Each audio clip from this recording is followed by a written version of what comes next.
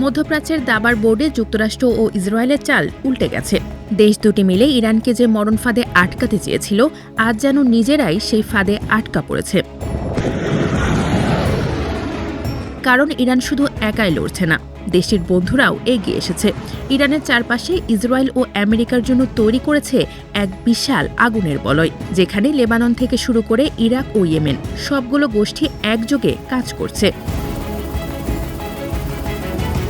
এই অবস্থার সবচেয়ে স্পষ্ট উদাহরণ হয়ে উঠেছে লেবানন। ইসরায়েল ভেবেছিল ব্যাপক বিমান হামলা আর স্থল অভিযানের মাধ্যমে তারা হিজবুল্লাহকে দ্রুত পিছু হটতে বাধ্য করবে, কিন্তু বাস্তব চিত্র ভিন্ন। লেবাননে ইসরায়েল অনেক ধ্বংসযজ্ঞ চালাচ্ছে, কিন্তু হিজবুল্লাহকে তারা এখনও দমাতে পারেনি। দক্ষিণ লেবাননের গ্রামগুলোতে ইসরায়েলি সেনারা প্রতিনিয়ত বাধার মুখে পড়ছেন। হিজবুল্লাহর মূল লক্ষ্য ইসরায়েলকে জয়ী হতে না দেওয়া।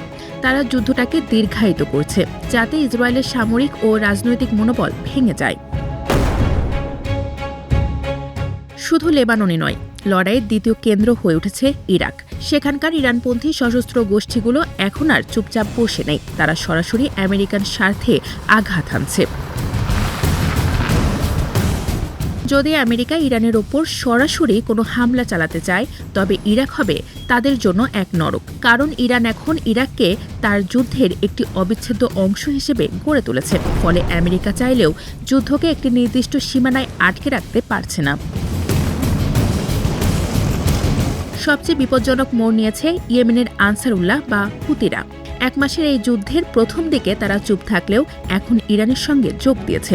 বিশ্লেষকেরা বলছেন, তারা এখন বাব আল মান্দেব প্রণালীর সামুদ্রিক চলাচল বন্ধ করে দিতে পারে।